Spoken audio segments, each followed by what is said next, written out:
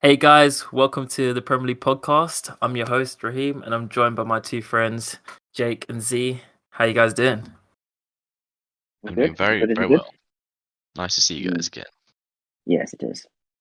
Always good, man. Always happy to see you guys. And we don't do this as often as we should, as I always say. But life's busy. Life is busy. So we do this when we can, and we're back again. And obviously, a lot has gone down in the world of football. Mm-hmm. I don't know. Where should we start? I mean, we could pass things over to you, Jake, to talk about Tuchel. The first major story that happened after we last posted our Literally, podcast. literally, like it wasn't too long after we posted that video that Tuchel got sacked. Thomas Tuchel. And now you got Mr. Graham Harry Potter coming in to put a spell on this Chelsea team, and waving his magic wand around. Yeah. Everyone telling Graham, please put it away. You're upsetting the children. No, Graham Potter seems like a lovely guy. He's a very nice person. Well, it seems Tuchel's like gone. it. Tuchel's gone. Yeah, he is. Do you know what? Todd Bowley's a clown. Okay. Let's move on. Wait. So obviously, with the new managers, new owners, we thought things were going to be different. You know, there's not going to be these like straight, like firing on whim, like straight like people getting sacked left, right, and centre. And then guess what? What? Managers are actually going to get time in the job. And Tuchel won you a Champions League, and then the following season he got you to 2 finals that you lost. Was it both on penalties? Didn't you lose them both on penalties? Yeah. So he got you to 2 finals, which you lost on penalties, and then the very next season, sacked in like a few months. Also, he did sign Romelu Lukaku, so you know. I mean, yeah, really. But who could have seen that going in that direction? To be fair, yeah, I mean, it was a surprise to be sure, but I did watch the Zagreb game. We were absolutely. It was like, I'm not being funny. How the hell was it 75? Your audio is getting really it's like cutting or something. I don't know if it's the same for you, Z, but it broke up a little bit there. Yeah. Is it breaking up now? Or yeah, it's better. It seems better now. Yeah, seems better now. Okay. Yeah, I mean, I watched the Zagreb game. We were poor. We were very poor. Yeah. Our new £75 million defender got bodied by some Balkan farmer. You know, it's not ideal, frankly. And then obviously Hakim Ziyech came on, and that dropped an absolute disaster class 0 out of 10 performance, which some Chelsea fans still tried to defend, which was an interesting choice to make, considering the fact that we all saw the 45 minutes he played, and he got a handball for picking the ball up on the pitch. I mean, that sums up his night. I don't know what does.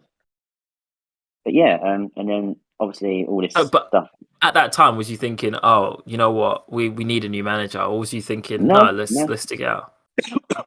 No, but then again, obviously there's that feeling like the results up to that point weren't satisfactory. Can we say we only played one decent game, and we drew. And it's just kind of like the Leeds game was a joke. Other games, I can't remember what other games we played after that, but they were also poor. And also, I think Zagreb was a bit of a absolute shocker, really. Like I said, it was a bit of like, how can you get beaten by Balkan farmers? Like, it's absolute. But why does this always happen with Chelsea? And that's the question, because like every time we get the same cycle, and it's the same players, and you know, the manager will go, and then you'll see it. And I don't know, it happens with every team, but Chelsea specifically really seem to have it. Yeah, have it on lockdown. Really they have that cycle on lockdown. But I mean, look, they got that sorted. What I will say though is, you know, okay, Tuchel, right? I don't think it was necessarily the right time to sack him. No, everything he's done. I don't agree. But Graham Potter, very good manager. Yeah. Oh yeah. I think obviously the reports coming out after he was sacked, like the working relationship between Tuchel and the owners broke down significantly. Like, I think there was a bit saying like, oh, the top body went, oh, why don't you play a 4-4-3 formation? That's 11 players on the pitch. You can't. He has 12 players on the pitch. Like, are you a moron? And that's why I say he's a bit of a clown, because like you're trying to put too much input. You're an owner. You deal with the overall running of the club, transfers, and the business side of a football club. But is that even true though? Like, because you say you saw one report saying that Todd Bowley said that, but I mean, there's loads of stories that come out. You never know whether they are accurate or not accurate. Like the absolute savage firing. They got like a 10-minute Zoom call. Like, off you go. See that, mate. And I think a lot of it stemmed from obviously the transfer market and Todd Bowley wanting to make a statement signing. He wanted Ronaldo. And Tuchel said no. Tuchel said no. I don't think he won't fit my plans. I don't want him. And they were like, I think I kind of like put it down. But the speed at which Potter was emerged as a favourite, interviewed, and got makes me think that he was discussed a long time before. Yeah, he was probably someone that they had on the list anyway. I feel like when we were negotiating for Cucurella, they were like, "Oh, so what's your manager like? How's his photo?" Maybe. And that's the only thing really I can think of, because it was really quick. But you see these managers getting firing managers and then taking like months to find a new manager, because they've gone, oh, fired, but there's no one available. Get hold of it. It's just but I think Potter's earned his chance at a top 16. I think his Brighton side are very, very good, especially the start of the season. They played good football. There was that period like last season where the fans were getting frustrated because they were just constantly drawing games. And they weren't showing much attacking flair, but it's really hard to show attacking flair when you've got Neil Maupay up front. Preach. Why did Everton buy Neil Maupay? I'll never understand that. Replace Richarlison with Neil Maupay. Because Frank Lampard's a moron. But yeah, so far I think we're very much in the honeymoon period. Yeah. New manager bounce. Potter's reign. Yeah, obviously you get a new manager, a little like bounce. Very rarely do you get a new manager, and it's still like, unless you're Watford or Fulham and you get a new manager, and you're still fitter than usual. Yeah, you know what I mean. Like that's kind of that's kind of like a given. But like obviously this is a different group of players that he's working with. He has like a master's in like emotional intelligence or something like that. That's all he got. Like it's who Potter does. Yeah, he has like a master in emotional intelligence, or like people, or like person, or something to like very personal, but like. So I think I watched like interviews and he tries to use that as much as possible, because like, I'm treating like they're human beings, so like they're not just like football players and like people work and do it. They like want to come to training, enjoy training, want to learn, want to play, and stuff like that. And like it seems to be so far, it seems to be starting all right. So it seems to be starting pretty good. I worry because that you'll be in the same place again in 2 years' time. That too, but also like, at the moment, like he's dealt with Brighton, and no disrespect to Brighton or Brighton's players, but ego-wise, they're not very big. Of course. They're not like no one walks out like, oh, Brighton player. Look at me, I'm a Brighton player. You know what I mean? Whereas like if you like play for Chelsea, like Aubameyang is a concern. Aubameyang definitely is got a big ego. Not because of how he's playing. Because he's doing it right for us at the moment. It's his ego. It's the attitude. Because obviously we saw how it fell apart at Arsenal. And then also there's that clip coming out where he's slagging off Mikel Arteta, based on like he wants young players to do as they're told. He doesn't want big characters. So like he also has had problems that he had behavioural issues at Dortmund. Yeah, it's that too. Yeah. So the only place he didn't have issues with was Barcelona. But like as soon as they signed Lewandowski, he was only there for a little bit. He was there for like 6 months. But they signed Lewandowski. I think in his head he was like, "Yep, I'm out. Bye bye. I'm not playing. Exactly. So I want to come back."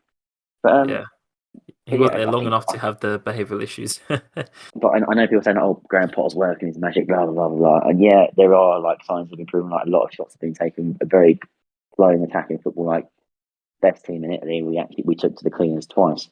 You know what I mean? And it's kind of like, I mean, granted they were weakened injury wise, and had a some very of those unfair decisions as well and a in very that and a last very game. very unfair red card. Yeah, That I've seen a lot of people like I get like a lot of like fan pages on Facebook for Chelsea, and there's like a couple of them saying, "Oh, well, the law says that if you're impeding the person and you're not intending to play the ball, it's a foul and a red card." I'm like, no. I'm like, saying, like, That was the wrong decision. I've got a laws of the game book in my drawer because I used to be a referee. I looked it up. I was like, well, that's not in the. But like, Yeah, that referee was. Or I'm not sure he you was can see poor. how poor the referee was, but like it's going to be a tough game. The referee's Yeah, going to make it all about him when yeah, they blow up for literally every fucking foul and every yeah, foul's a yellow card. You give them. yeah, But I've had that when playing Sunday League where he's coming there thinking, this I am in charge of this game. I make the rules. You obey my rules. I literally a little tap on the foot, yellow card. You know what I mean? yeah, Like a little like touch on the arm, yellow card, and it's like, mate, like why are you being a centre of attention? But like the AR could have easily overturned that red card because like literally like no Chelsea player appealed for it. Mason Mount didn't even. no. If the person being It's fouled just one of those is things where foul, it was the wrong decision. The ref made the wrong decision, and to me it the seemed court like that decision, yeah. game. Yeah, to me Yeah, it just seemed like that game he wasn't he wasn't really having yeah. he wasn't having a good game as from a referee point of view. Or we came in too harsh because obviously trying to make a stand, but like Maybe. might have been like his first Champions League game. He's like, I want to make a good impression. He didn't make a good impression. But I think ultimately going back to like, Potter and that, for me, it's too early to tell. It's too early to tell for me. But there are signs. Promising signs, obviously. But then again, what happens when shit hits the fan? How are we going to react then? Because it's all well and good when things are sunshine and roses and sunflowers and flower beds and that. But when like shit, like I said, when shit hits the fan, when the night comes in and everything gets dark and dangerous and stuff like that, then how is he going to react? How is he going to get these players motivated for a bad patch of form? Mm-hmm. And it will come because that's absolutely 100%. Like not every manager can go on a perfect winning run and everything be a helmet, fantastic and lovely and rainbows and flowers and unicorns and teddy bears. There's going to be ups and downs, and it's so yeah. For me, I know like so Chelsea fans on social media, like I see for all these fan pages that they're all Graham Potter's work is magic. The wizard has arrived. Blah blah blah blah blah. I'm like, well, he's had 5 games. Like we'll see what happens. But I'm open-minded. I'm not as closed-minded as I was for other opponents like Maurizio Sarri, for example. Let's come back to him because I cannot stand him. I know. I never understand why we hired him in the first place. But yeah, jury's out for me. Sarri ball, obviously. It's interesting because he's only had 5 games, but he hasn't lost. 4 wins, 1 draw.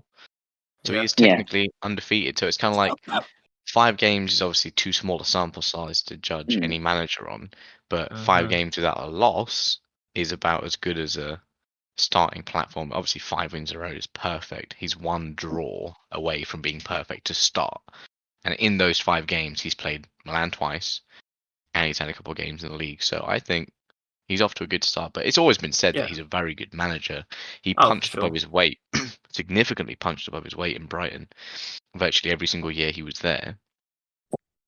And now that he's got the attacking talent, because his team should play really interesting setups, almost like on like a week-to-week basis. Like you'd see significant differences in the shape. Bissouma's role would rotate. Like Morpe's role would rotate, but he was just too shit to take advantage of what he was supposed to be doing week on week. Like, every week they should have just been like, Neil, put the ball in the back of the bloody net. He'd be like, okay, and then he'll be like, which one? He'll be like, which one? And like completely forget what he's supposed to be doing.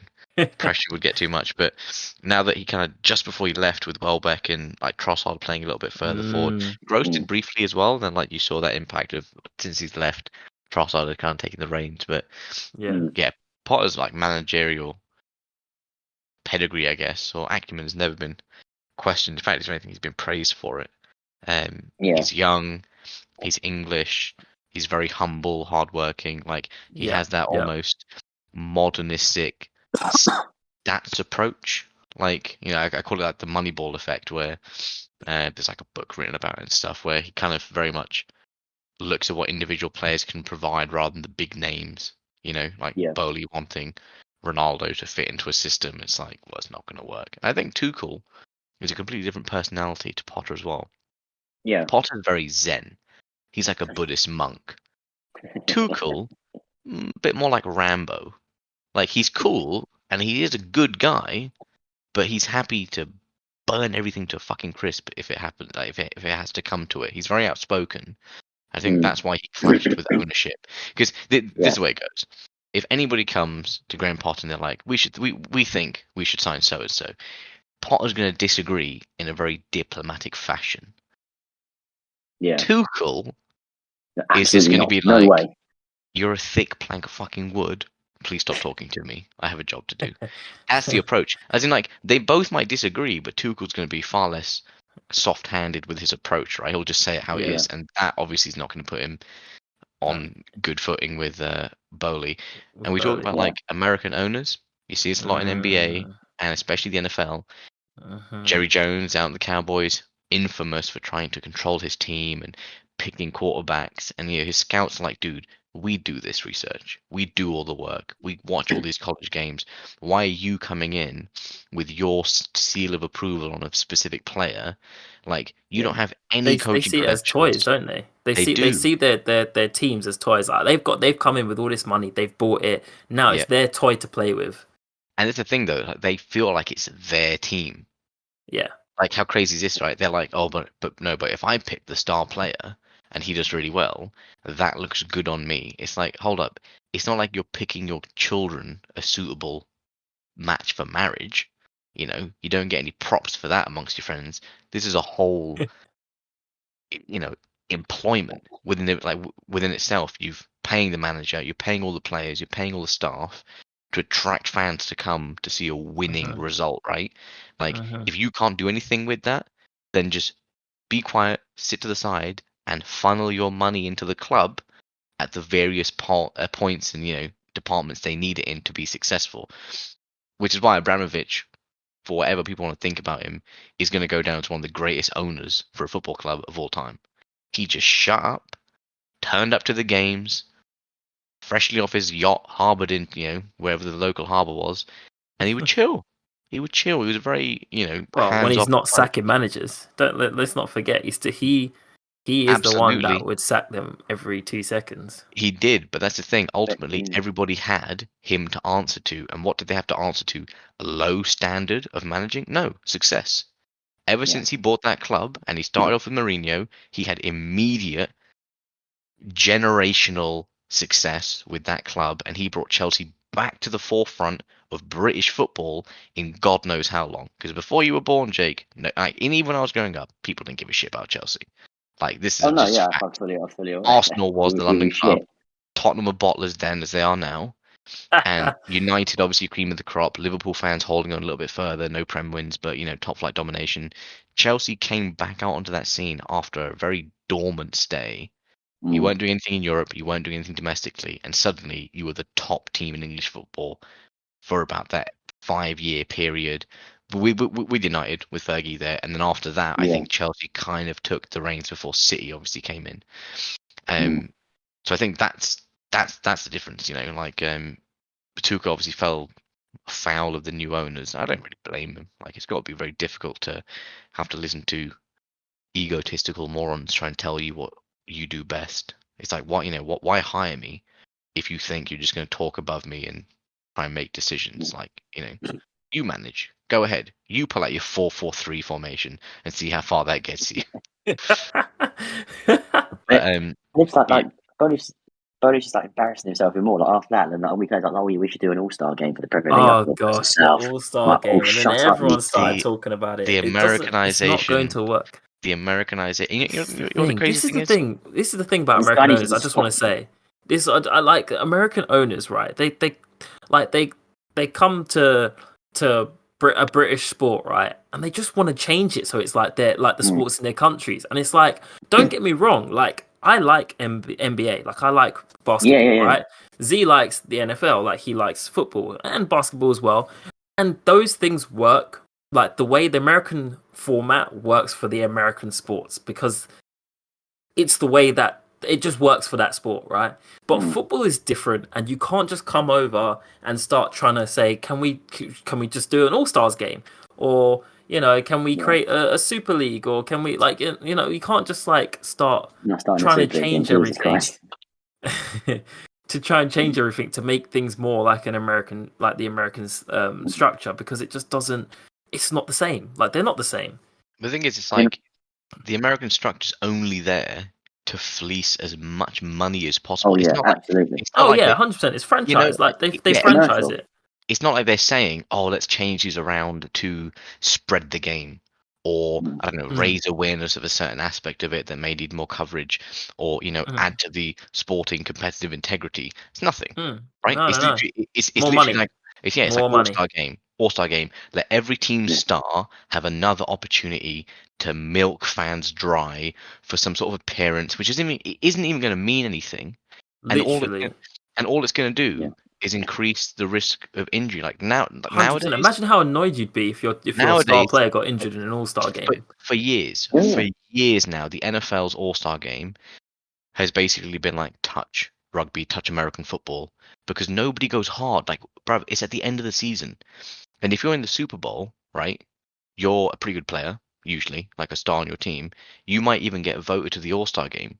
But it's the All-Star game is the week before the Super Bowl. So nobody who's in the Super Bowl and gets nominated ever goes. Because why would you risk missing out on the thing that you actually want to win? Exactly. To take part in a runaround where the risk of injury could be, horrible. And like in basketball, it's kind of the same thing. It's obviously less contact, but it's the same thing with football. It's like, where are you going to put it in the season? And then B, if it's before the end of the season, why would any player ever play in your All-Star game when they've got domestic cup finals, important league games, down the stretch, which every minute matters, and like Champions League finals, or not like knockout stages. But it's that same thing, right? Americanizations. So it's almost like, well, we'll do it, and if our players get knocked out early in the season, but they're still good, and they get voted in by a fan contest, it's just going to be the top 6 clubs dominating. You're going to see McFred in these all-star teams because United fans had like bots going in China or something and just get voting them in.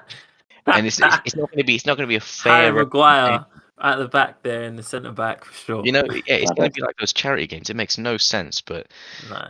It does make sense to make money, and that's all that drives them. So annoying. Like, it is very annoying. It's so annoying. They're so freaking it frustrates me. Greedy, and it's just like everybody can see plainly what it is they're trying to achieve here. They're not even trying to be, subtle about it. No, they're not. It's like the Champions League. The new format for the Champions League. Yeah, all of the changes. When I look at them, it just screams to me that they want more money. It's just more games. It's just more games. Right. And then the wild. Yeah, it's just. But yeah, I mean, if anything that ruins competitive, it dampens competitive integrity. It dampens it. Yeah. It dilutes it. Yeah, the best team goes through. Like, you are what your record says you are. Mm-hmm. Obviously, refereeing decisions can go for you, against you, whatever. But ultimately, there is something to be said that if you keep having to rely on refereeing decisions to go against you, like Milan had happened to them, but there were plenty of other opportunities in those games where we could have put our foot down and still qualified, right? Like last year, we got battered by Luis Diaz across both legs. This year, we lost to Chelsea. I think both were fair losses. Throughout the game, we were the worst team. The second one was annoying because Tomori got knocked out, sent off for a nothing challenge. But Chelsea still battered us in the first game, and we didn't have best goalkeeper. And in the second leg, it was a lot more competitive. But I still think, maybe you could have gone either way, but it's also too late at that point. 2 wins for Chelsea, right? So, I think, it is annoying, but we just got to deal with it. And hopefully it just never gains traction. I mean, people are going to protest. More people will protest the formation of a Super League than they will open corruption in this government. So I'm very safe. I feel very safe knowing that football won't go down the shitter before our government does. So we're in good hands. We're in good hands. Well, I mean, I just want to. After all that stuff about ownership and all the rest of it, but we're gonna move on to We're bringing another Gary point. Neville now to talk about Man United's owners. No. Well, I am going to talk about Man United's owner, right? But I'm talking about one guy, and his name is Erling Haaland, because he absolutely owned us in that Manchester derby. But I mean, Erling Haaland. I just want to put a plea out to all people, the 5 people listening to this podcast. Can you please sign this petition to get Erling Haaland thrown out of the Premier League, because it's just not fair. Like, it's just not fair on anyone else. And I feel like, he needs his own league. He needs his own league to play on his own. Because, it's not fair on everyone else, really. Yeah, Erling Haaland, the one guy whose surname is also a question and an answer. Yeah, that guy. It was kind Haaland.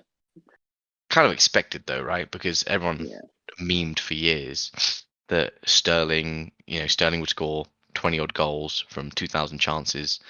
Jesus would be very silky in the box but trip over his own feet. Other players, Aguero was a great finisher when he was there, but injured like virtually every season. Missed a only towards the end. I'd say, on average, he probably missed 10 games a season at least. A lot of the seasons that he was there. But he made up for it, because the games that he did play, he'd bang hat tricks in left, right, and center, right? But I'm having a quick look. The most games he ever played was his inaugural season. He played 34 league games. After that, hovered around the 30 mark, as low as 23. So he really, on average, just doing a quick glance, he probably averaged about 27, 28. So it's almost like he missed a third of most campaigns on average.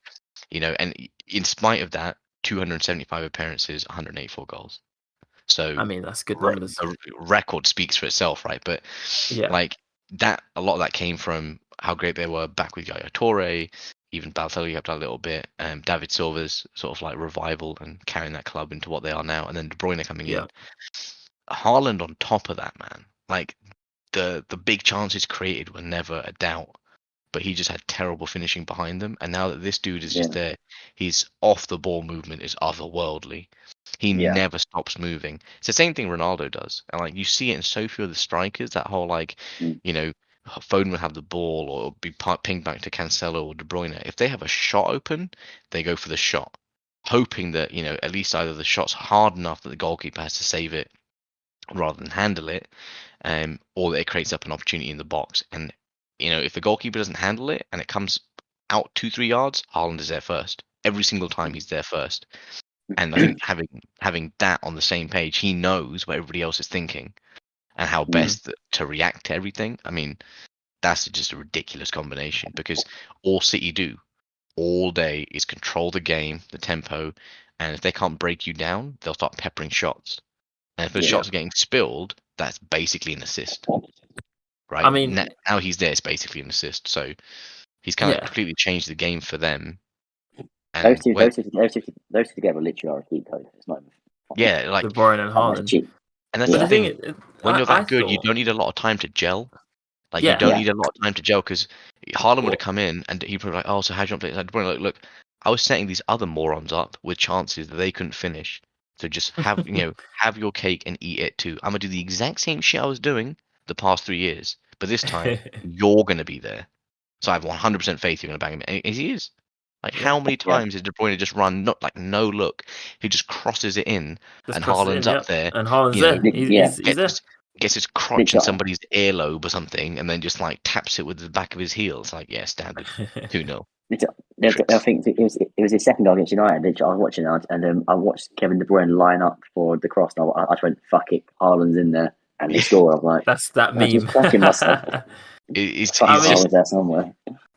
It's funny because before the season started, right? I feel so. I saw. Well, I always thought it was going to go one or two ways, right? It was either because City play a certain style of football, right? And Haaland isn't your traditional Pep style striker. If we're being real, right? Aguero is more like his style striker, because he likes possession. He likes people that will dribble the ball, that will do all these little passes and things like that, triangles and whatnot. Yeah, Haaland is your out and out striker. He's he's like, you put the ball in the box, he's going to put it in. You know, you put the ball at his feet, he's going to shoot, he's going to score. Like he's a more traditional striker. And so I always thought, a bit of a poacher. Yeah, 100%. 100%. But I mean, I always thought that it would go one or two ways. He'll either, you know, struggle because of the City style, you know, where they don't want to adapt to him, and so they play the same way, but they're kind of out of sync. Or City would adapt their style a bit, so they'd still do all of their usual stuff, but they would adapt in the sense that, you know, they're putting more crosses in the box, because they never used to really do that. They're more about passing it, but putting crosses into the box, balls over the top, things like that. And he will score a bag of goals. And I knew it was going to be one of the two. Obviously, it's the second one. But there's a YouTuber called Rory Jennings or something. He's a Chelsea fan. I don't know if is he the guy who said that Haaland would struggle? Yes. Yeah, that's right. He doesn't represent us. I'm sorry. He's getting clowned because he said that Haaland's gonna struggle. And he said I'm so tired of everyone talking about Haaland. He's not even gonna score. He'd do well to score 15 goals, and he's already done that in 9 games. He's only saying that because he's salty that we didn't get him. Probably. That's what it is. But like, I didn't have any doubts that Haaland would adapt to the Premier League. I thought there'd be a little honeymoon period where like he scores a couple of goals in the first 7 games, then he'll go on a bit of a drought, then find his form and adapt to it. I didn't anticipate this. No. Literally, this guy is just a monster. Like, you just tell he just genuinely terrifies defenders. Oh, and 100%. he enjoys it. He's like, and then everyone's like, "Oh fuck, it's over high." He's like, "Haha, fresh meat." And literally, I just can't. This guy is not human. Like, He's not. He's a Viking. I told you, he's a Viking. I think I've said this before. He is a Viking. If you've seen the series Vikings, he is a Viking. when you watch like City games and you watch the pan, I watch Haaland now, and he's always looking. He's scanning. He's ready. He's looking, waiting for space and that. And he has a very good ability to time his runs to perfection, to the point where as soon as that ball gets within about 5 feet of him, he's there ready and he's in position to shoot and score. Like, I think he's done the exact. I watched him in again. I watched the Manchester Derby because I was going to watch the Singapore Grand Prix, but the Derby was much more interesting. Depends on who you support. Yeah. And I watched his first goal from the corner. I watched his movement, and it was just absolutely like as soon as I caught it, I went that's going for Haaland's head, and it hit his head, and it went in like. I know there's going to be like in the coming like decade or so, there's going to be who's better, Kylian Mbappe or Erling Haaland? Erling Haaland is 10 times better than Kylian Mbappe. I will say it right now. It's an interesting one. That's an interesting one. They're very different players. Oh yeah, they're very different players, but like we all know that's. But they play the same position, so we all know that's going to be the next play. But then again, Ronaldo and Messi are different players. They play different places. They play different positions. But like for me, if it's someone went, who would you rather have, Haaland or Mbappe? Well, first of all, Mbappe's a little bitch, and Haaland is just an absolute. He's just a monster. I think he's not human. I don't know, like. It feels like he's like one of those like designer babies that has been designed perfectly genetically designed to play football. Mm-hmm. Like it just feels, and I just run out of words to describe when people talk about Haaland. Like he's just insanely good at football. This is why people need to sign a petition. Get him out. Get him out. It's unfair. He's just very, very good, and he's basically making one of the best leagues in the world look like a fucking farmers league. The only size we can take from this is the fact that his agent and his dad, Alfie, has said, well, he wants to test himself in all 5 top leagues. So he's not going to stay at City long term. He'll be at Madrid. He'll do 2-3 years at City, then move on. And then there was that story about the Madrid clause, but it turns out there's actually a clause in his contract for like 100 million in 2024, but not for Premier League teams. So technically, it is a Madrid clause, but also it's not. Will Madrid go in for him if they don't? Are they not going to go in for Mbappe? Well, they've tried, but every time they've gone for Mbappe, PSG have stepped up even more with their now contract. He wants to leave. Yeah, but I mean, the first 2 times he did it, it was a negotiating tactic to get more money, right? Like, so the boy who cried wolf at this point with Mbappe, like, does he want to leave to Madrid? Sure, when he's not going to get more money at PSG, or it doesn't look likely that they're going to do anything, but they look really strong this year. Messi's hit his stride. Him, Neymar, They do Mbappe look strong really this year. good. And it's also, there were rumours when he wanted to move that Mbappe wasn't. It's not like he's second fiddle. He's kind of like the best player on the team, on the team still. But as a name, he falls under Messi in the pecking order. Even a 40-year-old Messi would be above Mbappe, a 25-year-old Mbappe, or whatever the age difference is, because of their relative stature. Yeah. As legends, right? Like Mbappe's not quite there yet, but he's right that he is their most effective player. They were still banging in goals when he was there. He is the main guy. Madrid will probably be on the horizon at some point, and he'd work with Madrid as well. He's got a little bit of a diva side to him, but yeah, I think him and Haaland are, well, like just like 1A, 1B, because you think about the things Haaland does really well. He uses his size, and he's a big dude, 6'5". Like imagine Ibra with powerhouse with more pace, but not the touch and the flair and skill that Ibra had. Because Haaland's preferred way of beating people is just sheer physicality. He knocks it past you, and he accelerates there first. Yeah. You're not going to see him do too much fancy stuff. You're not going to see him chop it on the inside. No. But he's both footed. That's the thing, but he sprints like a gazelle. Like when he sprints, it looks really wasteful, right? In terms of like movement of energy and stuff, because he kind of like flails his arms around a little bit. I bet if you're a defender and you see him sprinting, his flailing arms must have so much venom to them, so much force that he's ejecting outwards that you can't actually beat him to the ball because they're in the way. And so when you watch him play, look at his arms. He's actually using them as stiff arms to back people off. And they must hurt because he's a big dude. And so all that, like, it's almost like jet propulsion. He just like pushes himself forward to where the ball is and then gets there and leathers it. Mbappe is just like different gravy because fastest footballer in the world, pretty comfortably. Fastest footballer we've seen fastest top level elite footballer we've seen in probably 2 decades, probably since the original Ronaldo. Because Messi and modern Ronaldo, they ain't got shit on his pace. Like nobody does. Like Mbappe in an open field is about the scariest thing in football because he can take it from the halfway line to the edge of the penalty area in like 3 touches. He did against Argentina years back. Like he's just he's great insane. Game. But I mean, I think they're both just elite. They just have slightly different styles, and it's basically very different styles. It depends on the team. Mbappe's a more complete footballer. Also, I was going to say, it depends on the team. Mbappe's a more complete footballer because he's got a better touch, he's got better link-up play. He's more of that magician almost, where that he could pull off some, Rabona assist or something if he wanted to. It would never cross Haaland's mind to do that, but he doesn't need to because he'll be effective in other ways. He'll beat the guy, have an open channel, and then just square it across the box. And if the ball goes into the back of the net, it doesn't matter. Like, a goal is a goal. I think they're both. I want to say Haaland's probably a slightly better team player because you don't see him get annoyed when other like you don't see him give up on plays. He just gets frustrated. When Foden had the few early mishaps where he was wide open and he's supposed to give it to him, but he didn't. He went for himself. He gets annoyed that he didn't play as a team. And Mbappe's different because there have been clips of him refusing to run because he didn't get the ball early enough, and he just stands there whilst the rest of the plays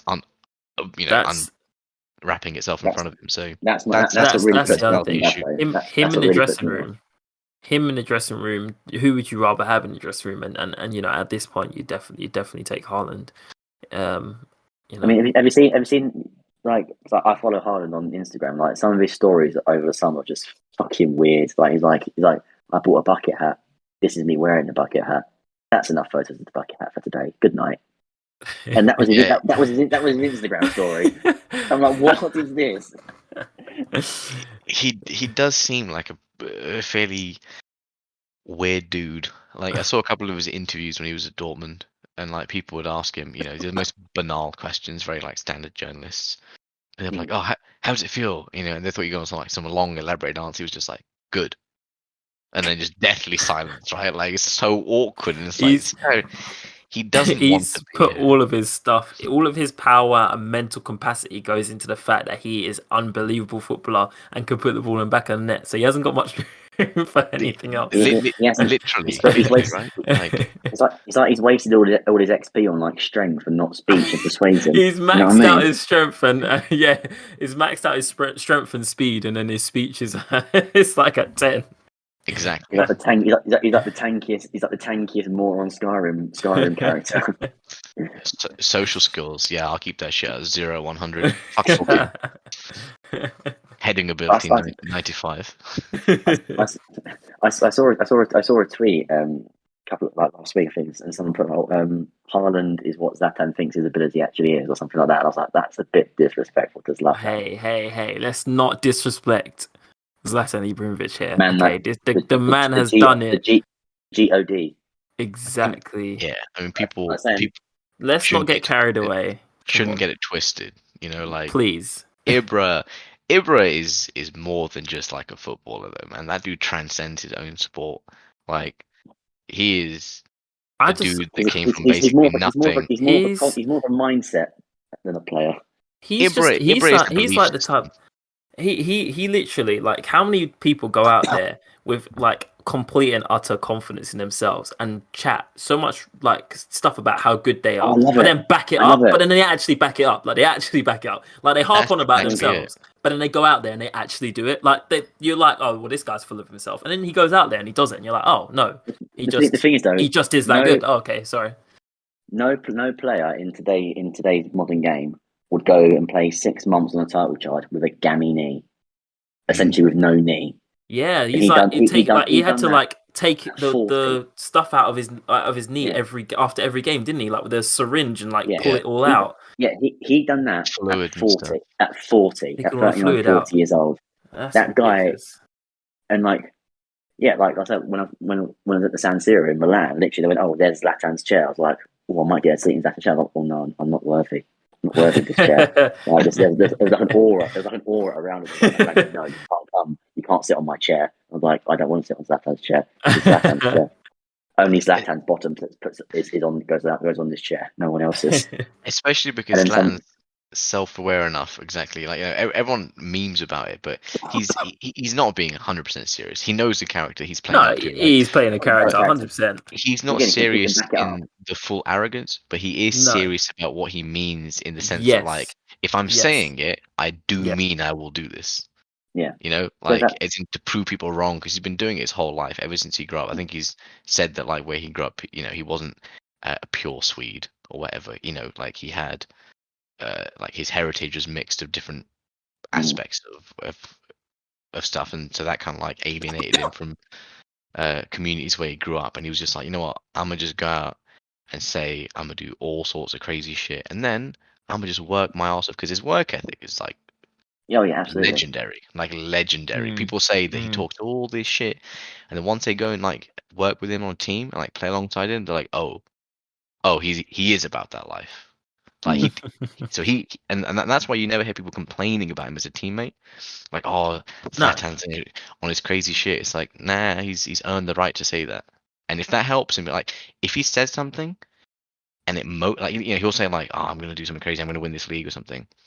He's going to put in every single ounce of work he can to actually win it, because he knows the only way he can ensure people can't say shit to him is if he does what he says, right?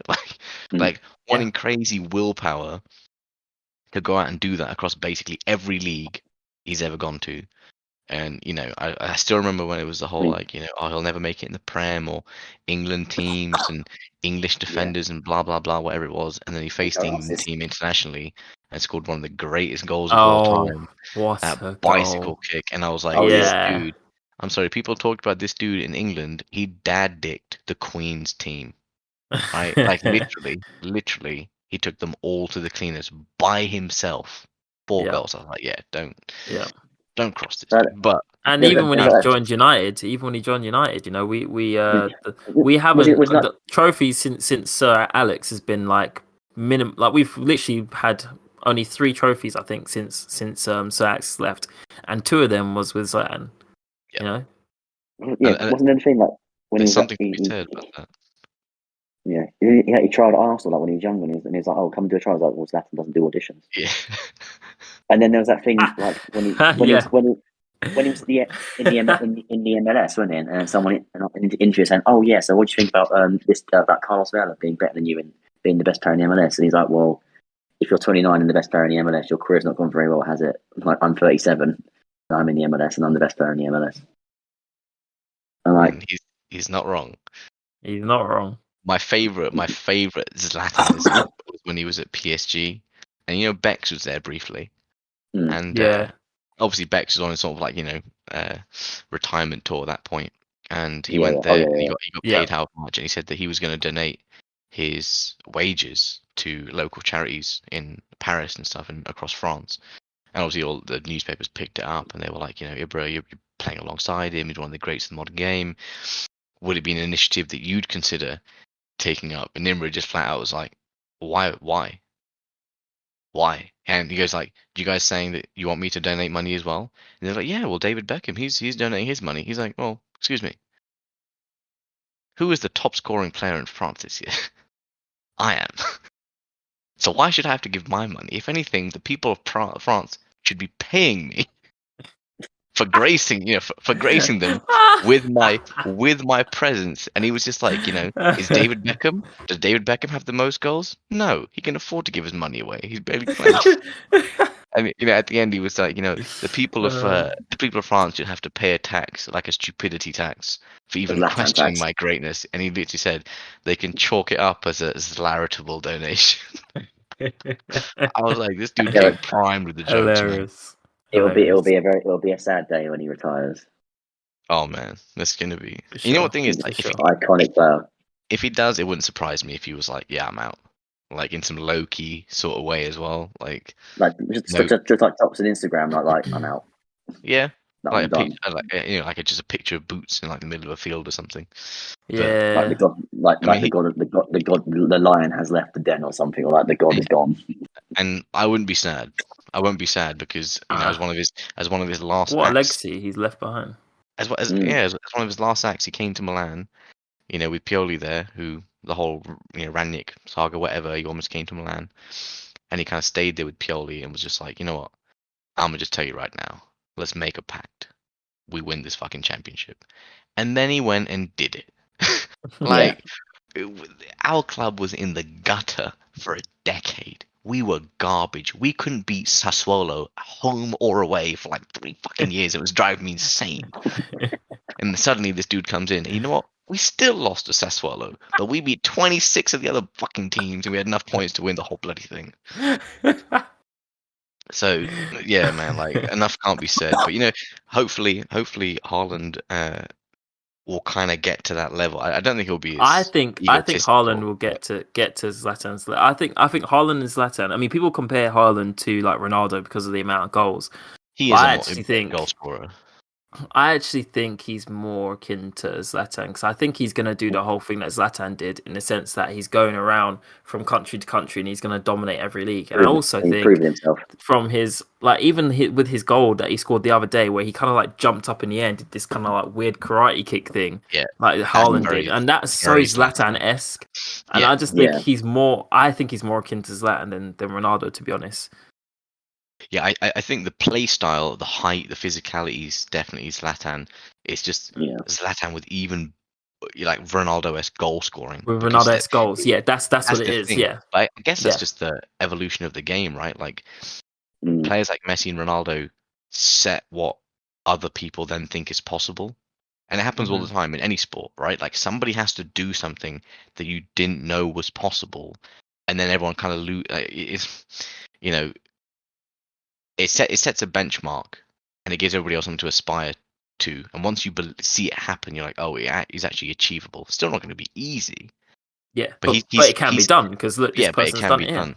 Yeah. So he's probably thinking like, there's a player like me in the physical shape of Zlatan, and then there are other players like Ronaldo. He's kind of like the best of both between them. I mean, the fact he's at City, it's crazy because obviously he cost a fraction of what they would have paid for Kane.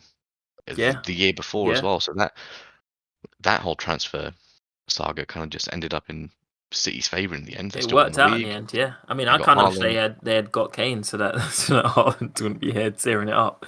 Wouldn't have been But so hey, bad, right? yeah. I know But whilst he is an unbelievable player, and we all enjoy watching him play. So yeah. I mean, even as a rival fan, I have to admire what Haaland does. But we'll see how his career progresses. We'll see if things continue in that way, and it's looking like they will. But we'll see if things continue in that upward trajectory for Haaland. But I want to move on to the well. I have two more topics down here, but whether we get to both of them, I don't know. One of the things I've got down is Arsenal, the real deal. Arsenal started off this season really strong, and people might have thought at the time this is a fluke. Win their first game, win their second game, win their third game. Hang on, maybe there's actually something here.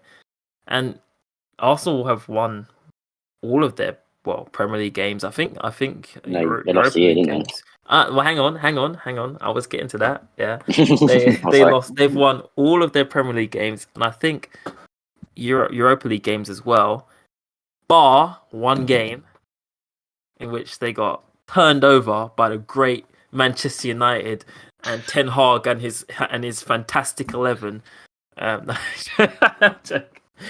No, but for real, they did obviously lose one game. But even in that game, they played really well. So the question is, is the Arsenal the real deal? Can they actually win the league? Is this the start of Arsenal's re-emergence in the Premier League? from where it was last, I remember specifically last year's podcast, a couple of weeks in, obviously they had the Brentford loss. They got, was it battered by City? Yeah, They lost to Brentford, then us, then City. Then you go, there you go, 2 losses to obviously the 2 teams that people 3 expected losses to be. Chelsea and City were City were title favourites, but Chelsea were expecting to be really good off the back of the Champions League win the season before. So I think Arteta and his process that he's talked about a lot are obviously taking shape now and coming to fruition.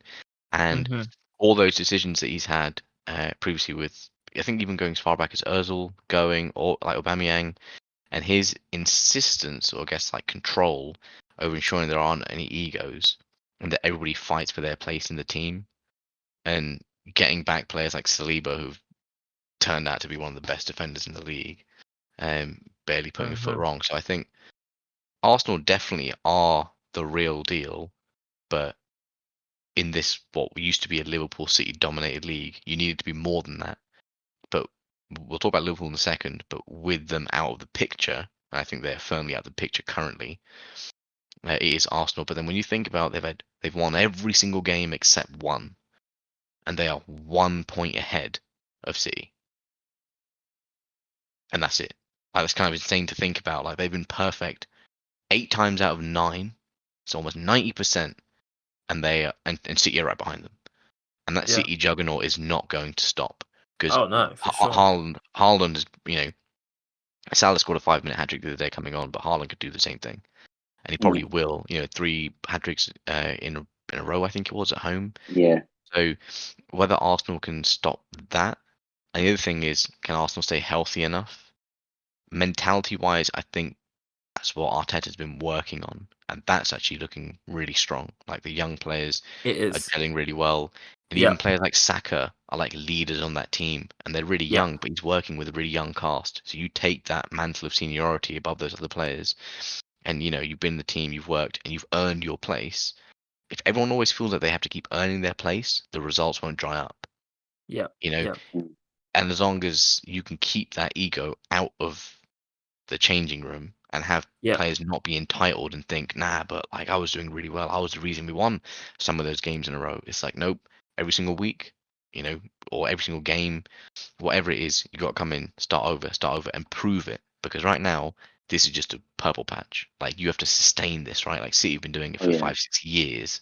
Chelsea before that were doing it for years. United did it for fucking 2,000 years. So if Arsenal really want to get back, they almost need to be like, okay, let's see how far we can keep this going. But don't get demoralized, if City go ahead of you. It's like hardly anybody. It took a Liverpool 90 plus point season to undo that. Yeah. And even then they only beat them by 1 point.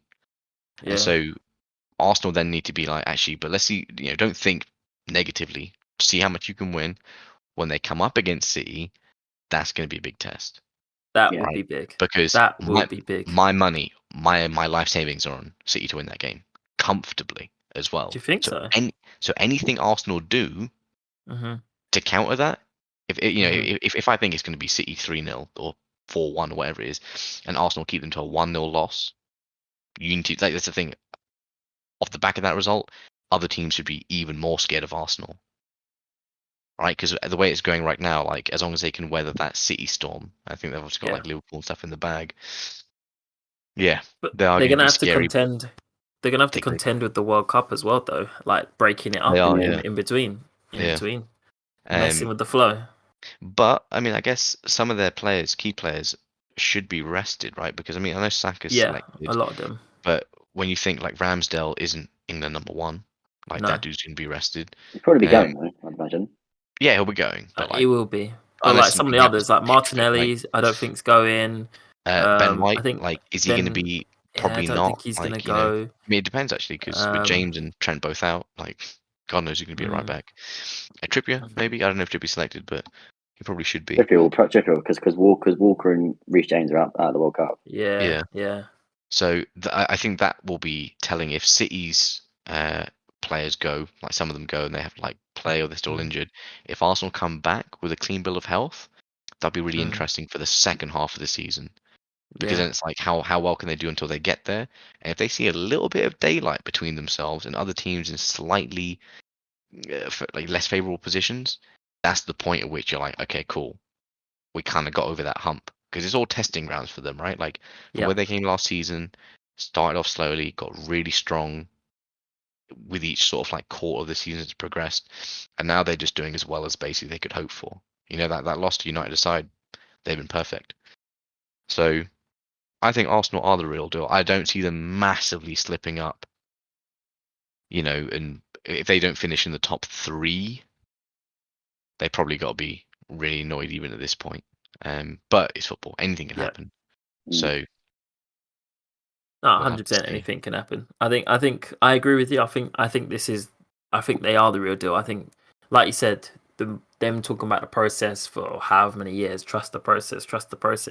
The process coming to fruition is what we're seeing now, and I do think that I think they'll continue to keep winning. But like you said, City is just a different beast, and I do think that they'll overtake Arsenal at some point. But the key will be for them not to lose too much, to take it too hard when they get overtaken by City. Look, nothing's impossible, and it is football, so they could stay top and they could win the league. But I think City, especially with Haaland, I just think when we just spent ages talking about how amazing Haaland is, I just think that what they've got is going to be too difficult for Arsenal to sort of keep up that perfect record consistently all the way to the end of the season to stop City, which is what they would need to do to stop City. And so I think second or third. I think they can get second. I do think they can get second. And that for them, like for Arsenal, and I'm not even saying that disrespectfully, that for Arsenal is a very, very good result. To go from, was it fifth in last season to second the following season, it's a very, very good result. And they're back in the Champions League, and they can continue to build from there because they've got such a young squad. And compared to a lot of the other teams, I think they've got the second youngest squad in the Premier League. And so when, City and Pep will eventually, at some point Pep will leave, right? At some point City will, some of those good players will leave.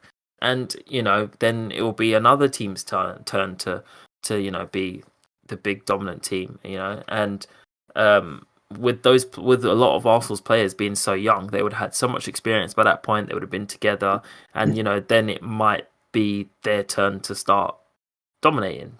As a United fan, I hope not, but they have a young squad. Exactly. They have a young song.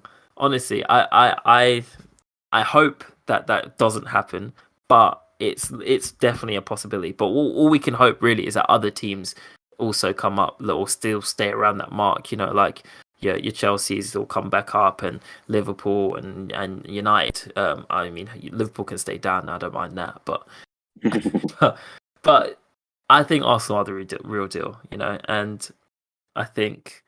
Yeah, I think they're in for a good season, and just got to hope also that, because they will lose. I don't think United will be their only loss. I think they'll lose a game or so somewhere else. But it's just whether making sure that they've got the mental strength, like Z said, to not let that loss be a downward spiral. And in the past, that's what they've done. They might go on a good run, but then they them go on a run of losses because of one game goes terribly, and then they all of a sudden it's all terrible, and then they go on a bad run. But bringing in players like Jesus and Zinchenko, who have been part of a high winning mentality squad for so long, and young players like Saka and that who aren't necessarily going to be as I feel like younger players, I guess it might be harder for them to be what's the word, like to lose their ambition type thing, for the season. If things start going bad, they're going to want to keep fighting. So I think the mentality will be stronger this season, I think, and we're seeing that, and I think they'll be all right for the season. I think they'll finish second, but time will tell. World Cup could change things, and anything can happen in football. Mm-hmm. Yeah. Do you not have anything? You not have any thoughts on that, Jake? Or are you just praying that they don't? You can't even bring yourself to say anything good about Arsenal. I can't. No, I can't. It's hard. It's hard. No. I agree. I think they've shown this in. They are. I wouldn't say the real deal. They're a contender. I'd call them more of a contender. I don't think they'll win the title. The real deal doesn't mean they're going to win the league. The real deal just means that they over that. The Arsenal banter era. Is that gone? No. It's always lurking in the corner somewhere. Right. Like you're in the room. It's like in the corner behind a statue or something. It's like peeking out like they've hidden it. It's like when you send a dog out of the room and then they just poke their nose through the door, like it's open. Like, can I come in yet? Like it's there. Like it is there. I don't think they've left it's gone. I don't think they've truly left. I don't think they've truly left their banter. No, I don't. Do I? And I don't think they'll win the title this year. No, I don't think so. Maybe in a couple of seasons, potentially. But ultimately, like I said, mentality is a very important thing. Obviously, if you have the mentality where you've been in a title race before and you've won a title race, you have that sort of like, well, this is what we need to do. This is kind of like they've the got mentality. Jesus and Zinchenko. They've done that. Yeah, Arteta's done that. With but City. That's it. Has Arteta been in the title chase? No, he's been in a bit of a relegation scrap and a mid-table scrap and a fight for Europe. Not when he was Pep's number 2. They won titles. Yeah, but it's different when you're number 2 and you're actually you're the main man. You know what I mean? But we're talking about mentality here.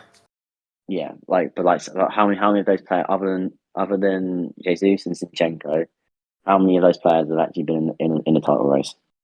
None. So that's very true. Very true. It's the same thing I had with people saying like Poch's titles. Like, oh yeah, they're the real deal. They're title. They're contender. They can win the title. They were never going to win the title because they don't have a winning. They don't have a winning manager. They don't have a winning squad. And by a winning squad, I mean a squad that's not won anything. Some of these Arsenal squad players have they've won the FA Cup, they've won the Community Shield. Well done, fantastic. But ultimately, that's a different energy and different mentality needed to say a 38-week season, a 38-game season over 9 months. Like the absolute focus of contract has to be on 100%. And I don't think, and quite clear, no one's been perfect. The Invincibles weren't perfect. How many games did they draw? They drew 12. Yeah, they didn't lose any, but they drew 12. They drew 12 games. Obviously, concentration did drop. Yeah. But yeah, like I don't like Man City will win the league this year. I think just the combination of Haaland and De Bruyne is far too deadly for any mortal defender mortal defender on this earth to defend against it. It's virtually impossible. It's like when you get like the infinite health cheat and the infinite ammo, infinite money cheats on GTA. It's just what it feels like. But you're the NPC cop that's chasing your character around, and you're just there. And he's not dying. He's not running out of bullets, and he's just buying a load of shit. Like, well, this just isn't fair. But second, it's like that guy who goes into a game and it's pay to win, and they just get their mum's wallet. Yeah. And they just like absolutely just buy all the best thing, except from it's not like that. But I'm saying it's like that because I'm salty. And then they're on the news saying, "Oh, our account must have been hacked. I don't know how all my money got spent on these FIFA points." And then you look at it. That's what Haaland is. Haaland's basically just put all. He just got two. He just used his dad's money to spend on FIFA points, and now he's just unreal. That's Pep and Haaland. But you look at you look at the kid's face, and the kid knows what happened to the money. But like that, I just think that's second place. I think is Arsenal's to lose, and that will that it is. And last season they did that, to be fair, because fourth was theirs to lose, and they lost it. So, I don't think it'll be the same. I think they'll learn from that. Like I said, it is Arsenal, and it is a North London team. So from either Tottenham or Arsenal, we are due a spectacular capitulation towards the end of the season. Tottenham. I hope it's Arsenal. So do I, but it'll be Tottenham. Oh, it's Tottenham. It's classic Tottenham. It is the history of the Tottenham, as Chiellini said famously. But I think it is interesting that they've got Jesus and Zinchenko at Arsenal, though, because we talked about it before, right? Like, if you get players who have won and have that winning mentality, they contribute to those wins. That can go a long way. Mm. You know, like having a player like Jesus, all these young players looking up to him as a champion, which nobody else is. It's like, well, he's your one-stop shop for all those answers that you need. You know, see how hard he's working. And when you see him playing as well, I think he always played hard. But it's almost like but he's got a point to prove as well now. Like he has a point to prove. He got the bag, but he hasn't dialed it in. He's still working really hard, which he always did, right? Like he was in that City team, was always running around. But I think the way they played so congested in the final third, there was less room for him to run into, if that makes sense. Like Arsenal aren't that pressing, even though they try and mimic it similarly with Arteta. But now he's there, he's kind of like the engine, right? And when Lacazette was there and Aubameyang, could you really say that they were the engine going forward? No, but Jesus pops up everywhere, and he's happy to be the assist guy as well. Like he doesn't, always put himself front and center. He's not very selfish, I don't think. I think he's really like bought into that team system that they're playing with. So like having him is kind of like a talisman for the young players to group around. If they're like, damn, we're doing really well, and if he's there to keep them in line and realize it's too early to celebrate. Like you got to keep working. You got to keep getting better because there are going to be more difficult challenges ahead. Yeah, whatever that entails. World Cup disruption, injuries. But the advantage they have is, they're in the Europa League, I think, but they can afford to spend more of their energy towards the Prem. And I know City have the depth, but they really want, like every single year. They need Champions League. Yeah, no, it's now true. You have Haaland, and like we talk about Haaland, but like him and De Bruyne, it is a matter of when, not if, because they will at some point either run riot or take over a game, or have a brief spell of dominance within the game. And it's happened in every single game. And I say happened for a lot of the games, it hasn't really happened in a sustained sort of manner. But like De Bruyne just had 2 assists within like 10 minutes, and Haaland just put the game away, and they chill, and he plays half an hour, and then he just goes off. So I think Arsenal have a lot set up for them this season, for them to make a really viable challenge. And obviously, Liverpool being out of the picture is one of the big catalysts for that as well. Because I think if anything happens and City leapfrog Arsenal, well, Arsenal should still be going for second. And in a normal season, Liverpool will be right there. But unfortunately, and I think this segues quite nicely into the next topic. But Liverpool's season has been entirely inconsistent. Yeah. And it seems like it's come out of nowhere, especially at the start. Because obviously, you know, like anybody ask anybody what Liverpool teams are about. Insane pressing. Oh yeah. Mad pressing. And an attack that seems nigh on unstoppable. Similarly, matter of when, not if. Wing backs as well. Good use of the wing backs, putting balls in. Yeah. Probably the team with the two best wing backs in terms of like both positions. Yeah. In the world, right? Like I think that's been fairly solid for the last few seasons. Other teams have fantastic wing backs, maybe one world class one. If you have two world class with sustained output wing backs like Robertson, if we're talking Trent, about attacking, because if we're talking about attacking, Robertson's better in defense, but going forward, Robertson's good, balanced. Bread and butter. Balanced. But Robertson understands the assignment of a fullback. It goes so quickly when you're off on the fairly important, side of the ball defensively, and obviously Trent's defensive performances always been a little bit suspect. But I think but he's got away with it because how good like Van Dijk and the other defenders and how much you guys control a game. Trent's got away with it with his defensive like frailties, but it's always been there. I partially agree that like the rest of the team has been better. Fabinho particularly has been better mopping up those balls.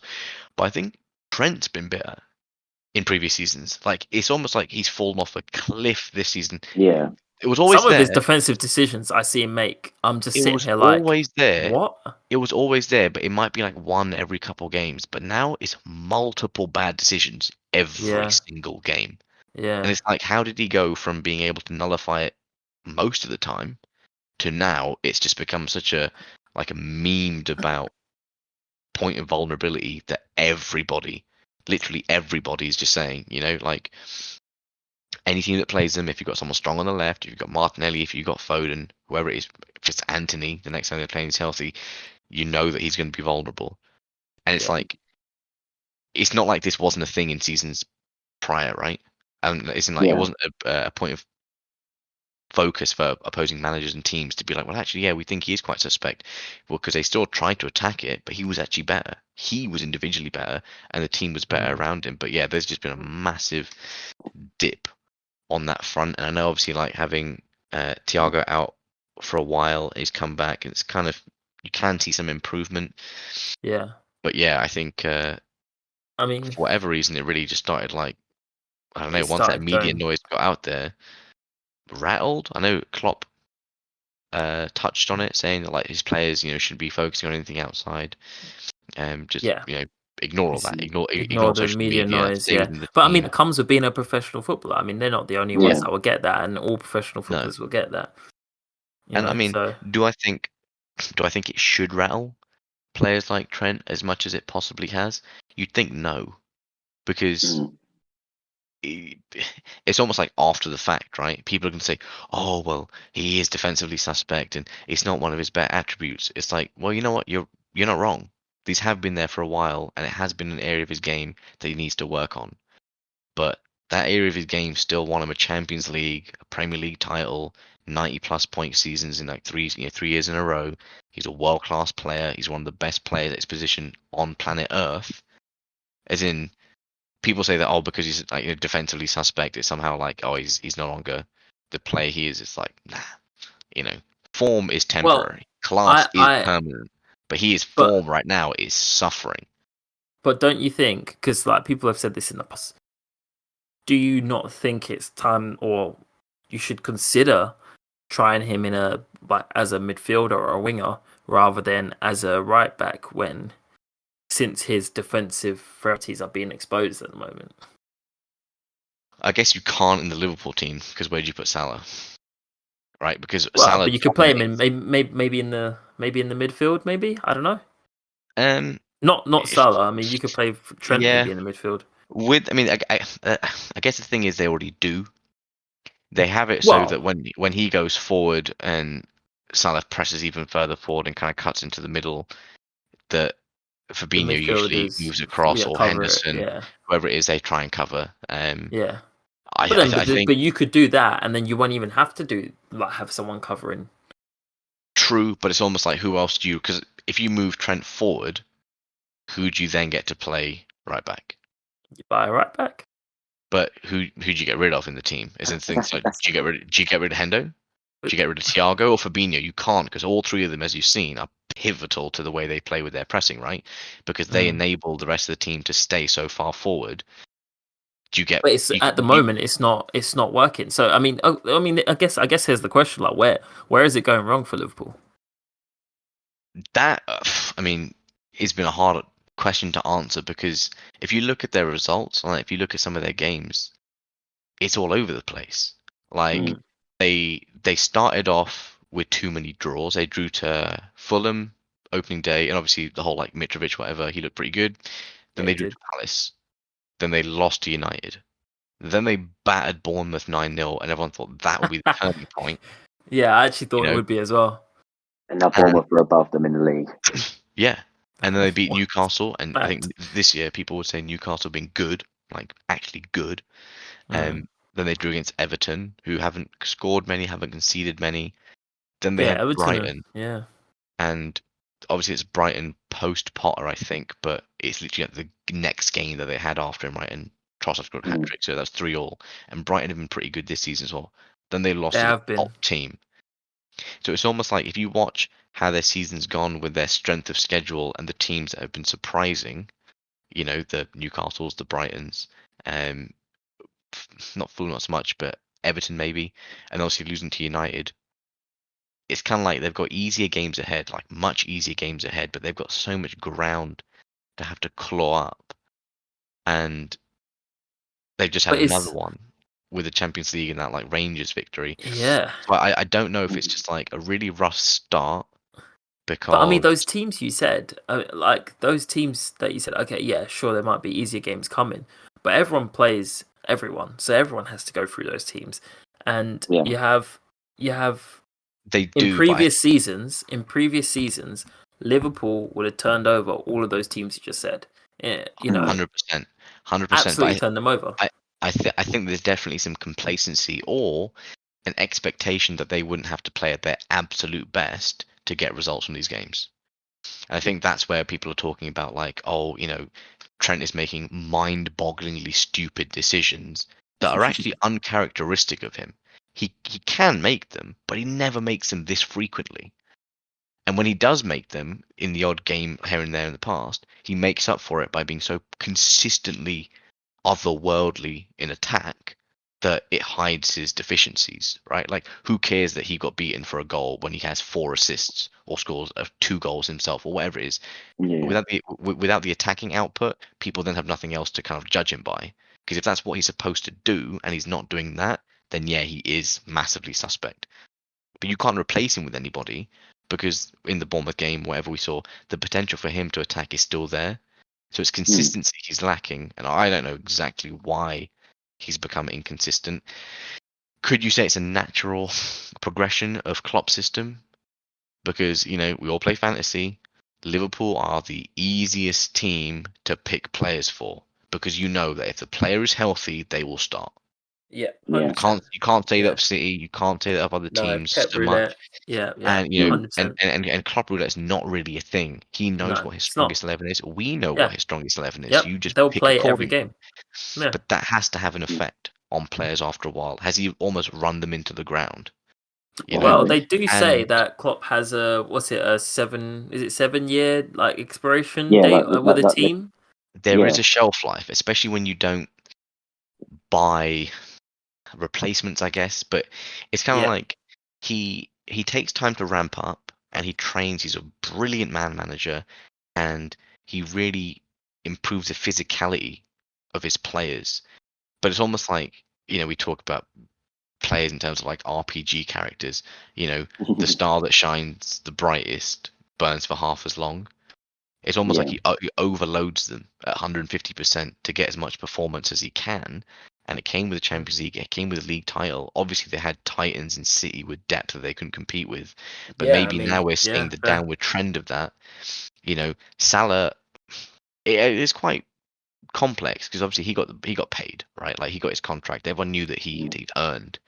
But then what does that do to the wage structure of the club? Like how does that make other players feel? You know, who feel like, I mean, Van Dijk is still world class and important, and Trent is world class and important, and Alisson's world class, and they're all equally important to their wins and their successes as Mo is. He just scored the most goals, right? But how much service, how much safety, how much impetus do they put on him to score them? But the rest of the team does their bit to hold it up. So maybe it's there are multiple factors. Players are slowing down naturally, as you'd expect. Faster, maybe because of Klopp's system. It would be interesting to compare that to his Dortmund team. And like you said, after a while, there is sort of like an expiration date on how far, how hard you could push people. And now look, Trent's injured. You know, like he's never had a long layoff. Salah looks lost as well about Mane. I think, you know what, it's funny because, you know, you say about how they push the players, and then you know, everyone eventually there's always going to be an expiration date.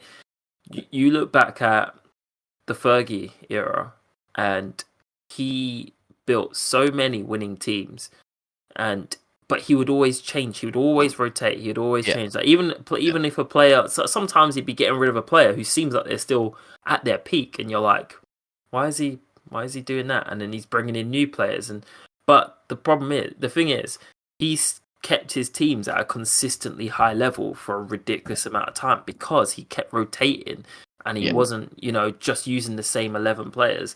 And I think that is needed because even the best teams will eventually start to, you know, I guess feel weary, maybe from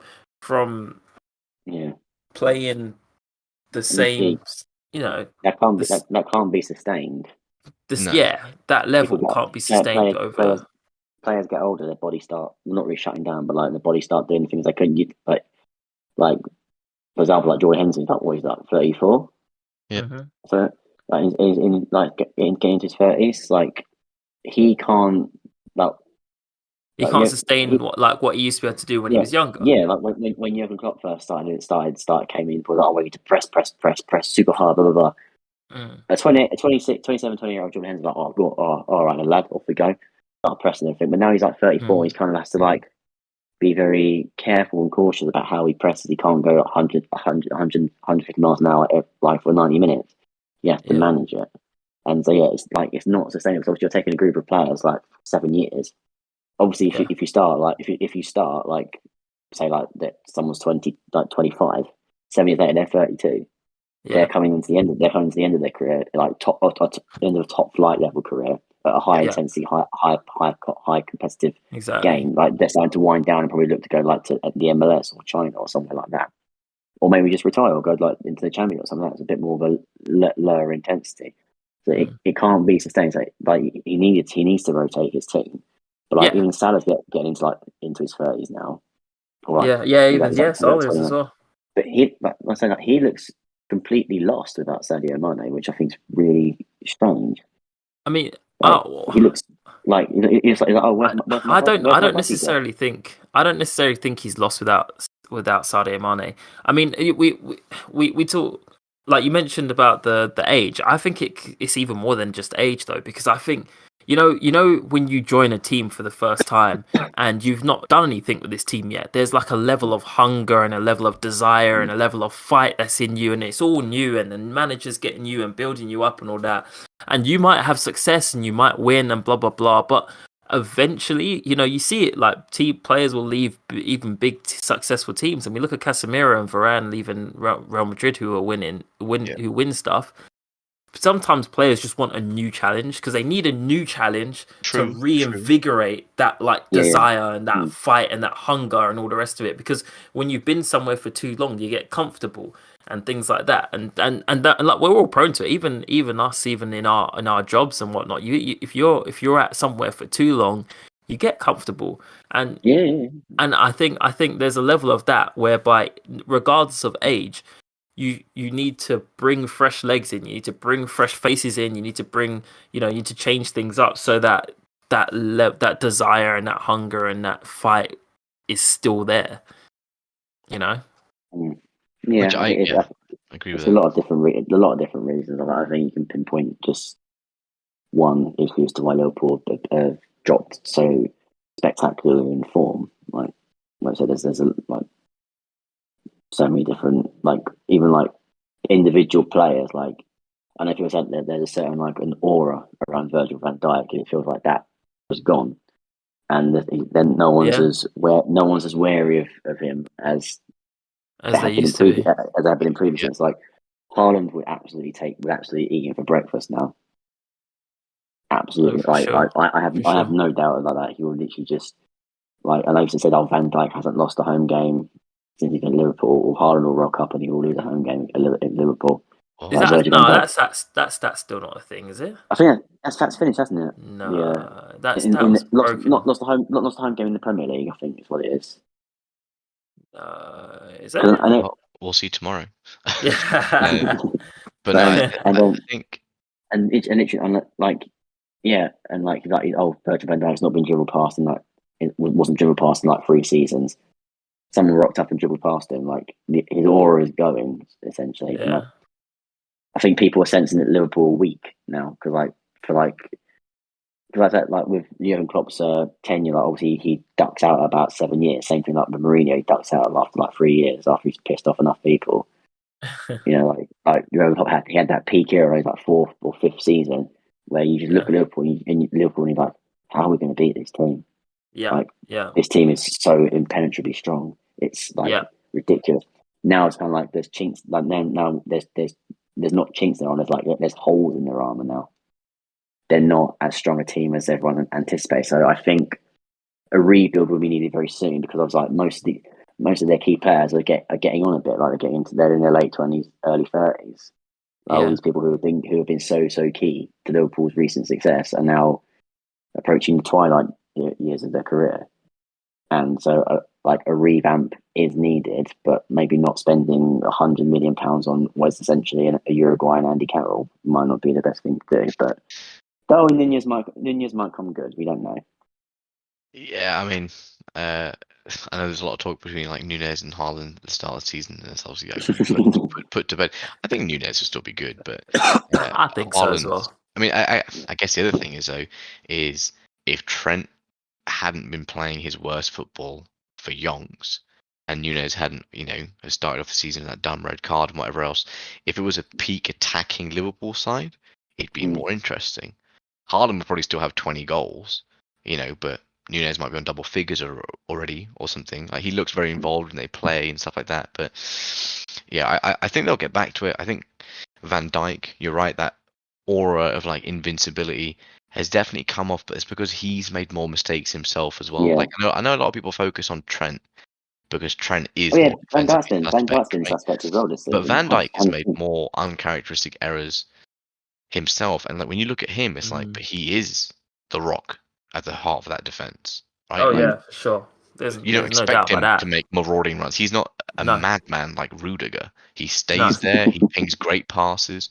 But when that's off for him, I guess it just shows the impact of when one of Liverpool's key players is off on one half of the game, or the thing that they specialise in almost. It's so detrimental and so hard for the rest of the team to pick up off that. Yeah. Because it's such a key component to their game.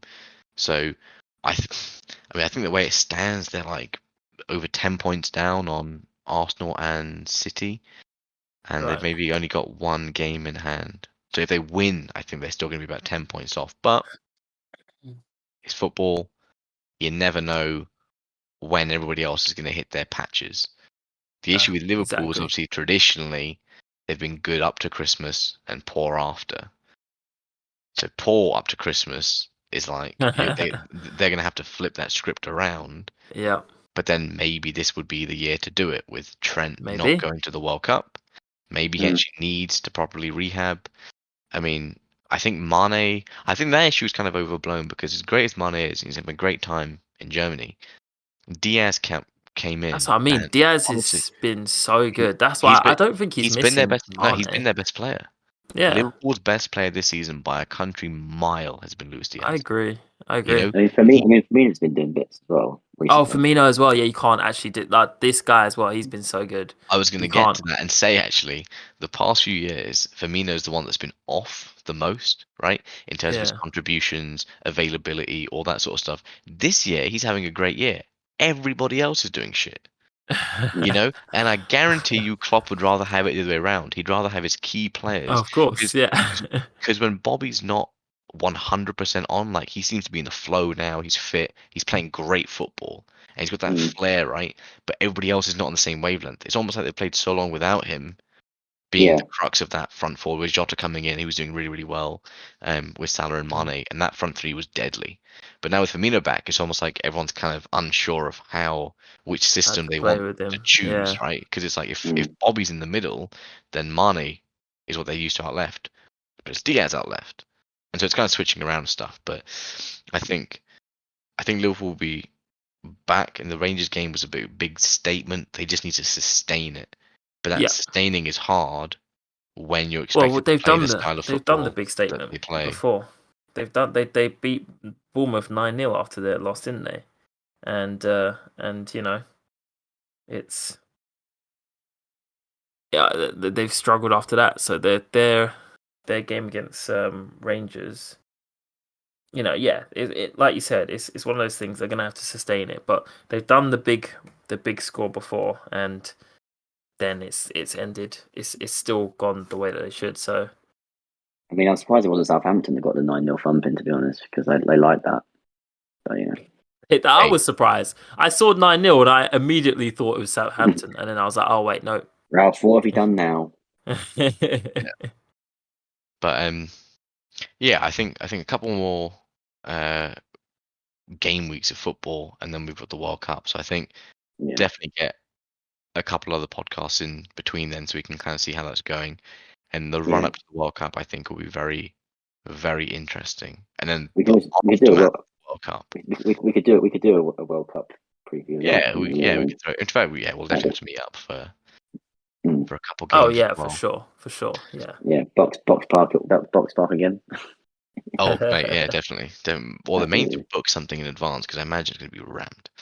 Yeah. But yeah, do you want to do any predictions for? I mean, we've got. You know what? I think. Tomorrow's games. I mean, without, I think we're going on for too long, so I think we should just wrap it without the predictions. Yeah. And plus, we're halfway through the game week anyway, the game weekend. Yeah. But usually we would, but you know, I think Wolves are going to win 1-0 and Nottingham Forest and Bournemouth and Fulham will draw 2-2.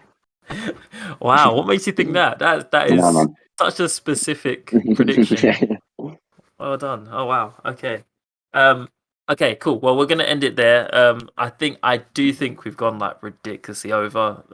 We usually have another guy behind the scenes keeping us on track, but we don't have him today, and now this is what's happened. So we haven't done one in a while. We haven't done one in a while, and there's too much to talk about. So, too much. There's too much to talk about. Always. That's a fair point because we could have been, you know, we could have had 3-hour-long podcasts where we talk stupid amounts of shit. This one's only an hour and a half, and it's one. So if anything, we're being considerate of our listeners' time. Exactly. Yeah. You are welcome. Those 5 people listening, you're very welcome. Our 5 listeners. This is top quality content just for you. Man. Well, we're gonna spin like that. I should work for the government. You should. You'd probably do better than the government, the people in at the moment. But anyway, we're gonna end it there.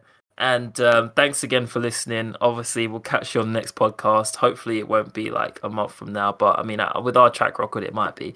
But we'll catch you on the next podcast. Thanks for listening, and we'll see you later. Take it easy, people. Bye bye.